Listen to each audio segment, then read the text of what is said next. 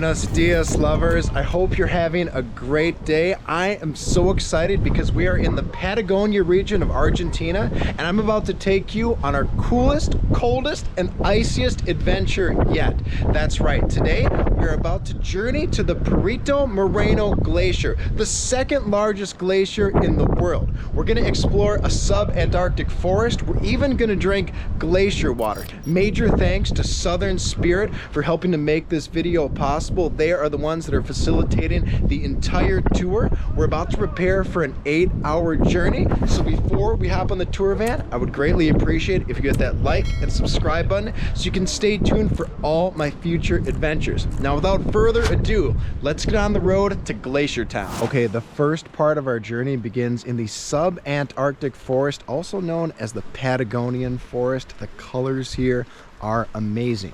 There's two dominant types of trees here. One is called the Ginza, I believe, and that's a big fat tree, kind of like this one right here. And then there's the winter's bark trees, which are a little more thin and narrow, which I think would be this one, and it kind of has that like moss growing all over it.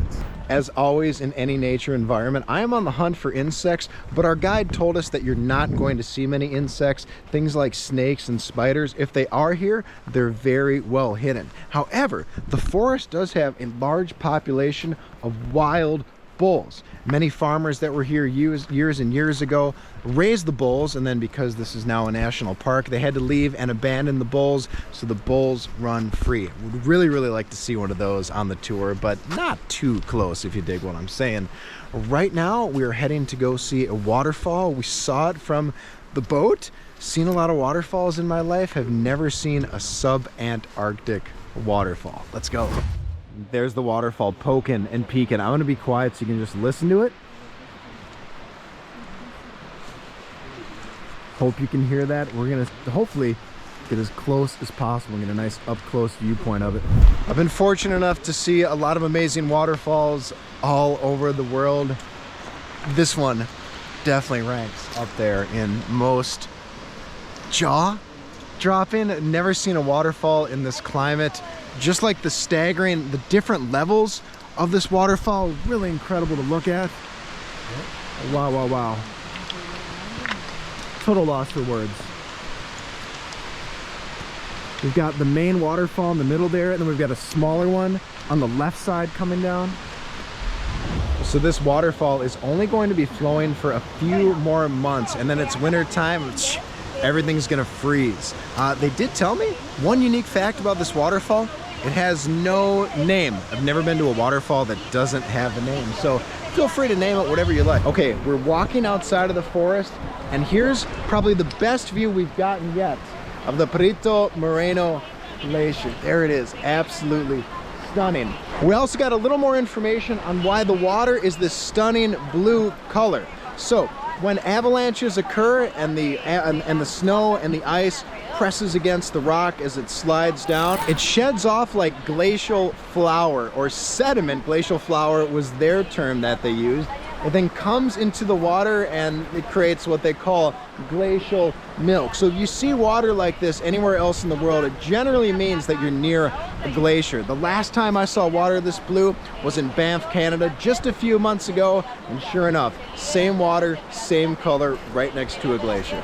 Whenever I'm in a place like this that's so historic and also so remote, I try to think of the first people who visited a place like this and the thoughts that were going through their head, the astonishment at seeing something like this, especially all the people from Argentina that traveled thousands and thousands of miles by foot and by boat to get here. And also, not to be depressing, but the loss of life that was probably incurred on these expeditions to get to places like glaciers, to get to areas like the forest, the wild creatures that they saw. So it's also important to reflect on what it took to get here. Okay, we have just deboarded the boat and we're about to go explore Cerro Negro, which is also referred to as the Black Glacier here. It's not actually black. Apparently the mountain that it's on is full of black stones, and that's why it's called the Black Glacier. Okay, the next portion of the tour is an hour-long hike along a little more treacherous terrain here.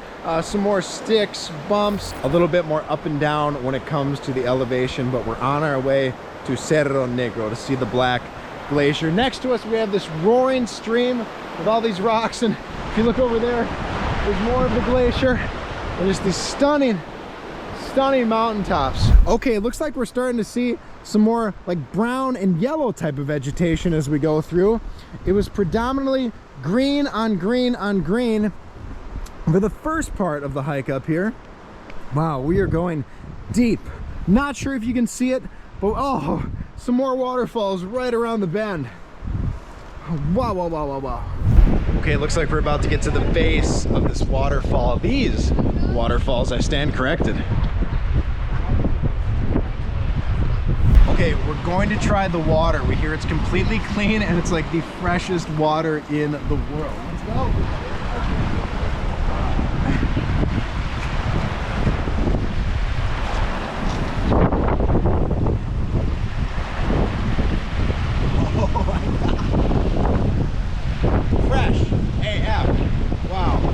Say it, but the water was ice cold. I didn't think I needed to say that, but yeah, that was definitely best tasting, most crisp, delicious water I've ever had in my life. I wish they would have told us we could have had some of it. I definitely would have brought my bottle and like sipped on it for the rest of the day. Okay, so we've got some more clarification from our amazing guide. What you see behind me here is Cerro Negro, the Black Glacier, and then if we turn this way, that is the Majo Mountain, just like the month of May. That's the mountain right there, and there's the Majo Glacier. Truly, truly incredible. I can feel every drop of that glacier water flowing through my body, making me feel almost superhuman. I feel like I could lift up a Chevy truck right now. Nothing is impossible when your body's powered by glacier water. Not quite as good as Dasani, but yeah, pretty tasty. All right, everybody, we have arrived at the glacier. It was about a 45-minute boat ride to get here. There it is, Perito Moreno.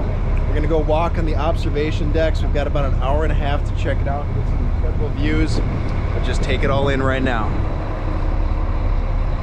I wish you could have seen my face when I turned around and saw that. It was like, oh, the color blue. What to even say?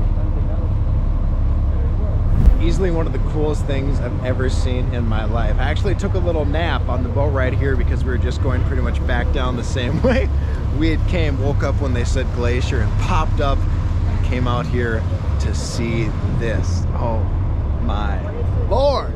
Ah! So as you can see, we've got little pieces of the glacier all throughout the channel here. I think this is called the Glacier Channel, if that's right. I need to make sure and ask the guide.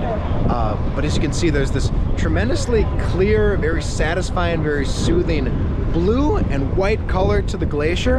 And then over here on the end, it looks like we've got bits of like dirt and sediment and like parts of the earth. As you can kind of see that there's like darker, browner colors over there. So it's a little bit dirtier on that side for lack of a better word. But wow, just take a look at that. Mountain backdrop. Perfection.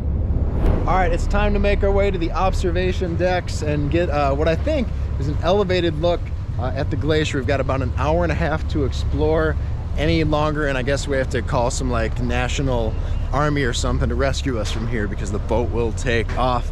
Definitely want to avoid that. Check out the coastline here.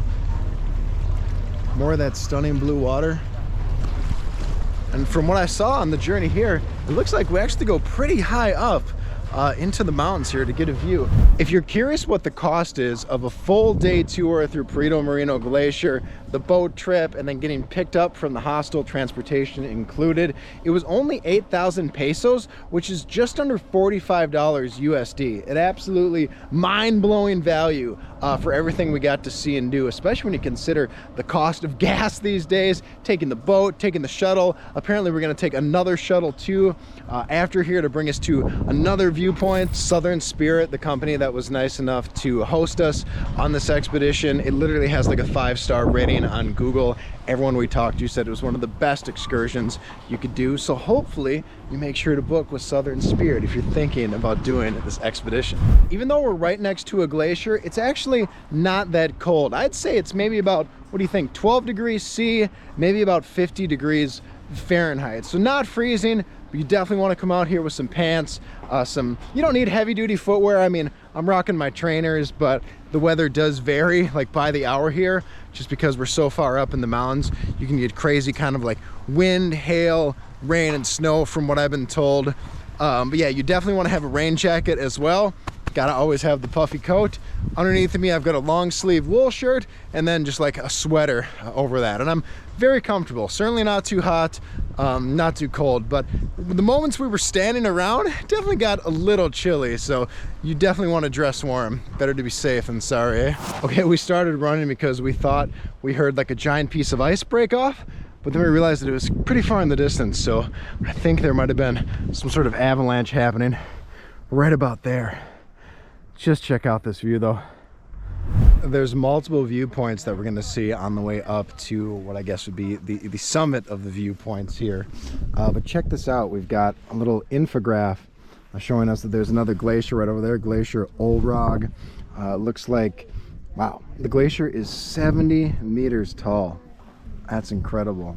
Looks like here we're also going to see some Magellanic woodpeckers, the Andean condor, the rufous-collared sparrow, and the austral parakeet. Haven't seen any of those yet, but we're going to keep our eyes open. Right now we're just going to take a few minutes up here to just breathe in that Andes air and observe the glacier before going up just a few hundred more steps. This was a pretty physically intense climb to get to the viewpoints on the lookout area here. Nothing that we couldn't handle, of course, but just one of those things that you want to do this when you're young, and you shouldn't take places and opportunities like this, especially your health, for granted. Okay, getting higher and higher up the mountain. Check this view out. For me to simply talk would just be a waste of the audio megabytes. There is nothing to say about a view like this. It speaks for itself, eh? And that's that. Another travel bucket list item. Absolutely knocked out of the park. If you have a chance to come to Argentina and make it to El Calafate and come see the Perito Moreno Glacier, you have to do it once in your lifetime. I'm telling you, the things we've seen today are going to be burned into my memory forever. The smile has not left my face since we've been here, since we've been on the boat, since we got up here to watch the glacier, and it's not going to leave for a long time after. Thank you so much to Southern Spirit for helping to make this trip possible. If you are going to book a trip here, make sure to do it with Southern Spirit. And that's, I think, all we got to say, folks. My name's Brent Tim from the Perito Moreno Glacier, and I'm saying ciao for now.